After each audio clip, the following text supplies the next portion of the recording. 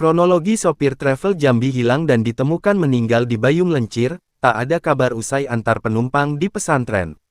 Maknur alias Inun 48, sopir travel jurusan Kuala Tungkal Jambi yang dilaporkan hilang kontak saat mengantar 3 orang penumpang laki-laki ke Sumatera Selatan, Sumsel, ditemukan tewas di Bayung Lencir, Musi Banyuasin.